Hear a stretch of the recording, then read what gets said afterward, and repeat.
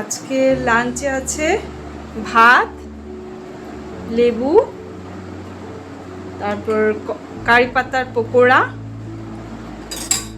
আর পাতলা করে মসুর ডাল করেছি।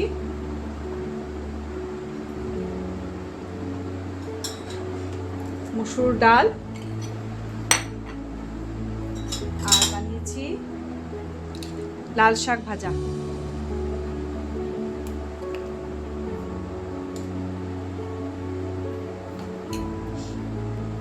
আর করেছি ডিমের ঝোল,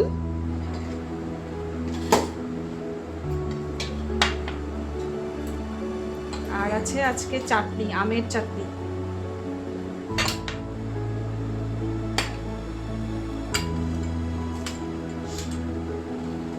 আর শেষে খাওয়ার জন্য লাস্টে শেষ পাতে খাওয়ার জন্য টক দই। এই হচ্ছে আজকের লাঞ্চ মেনু।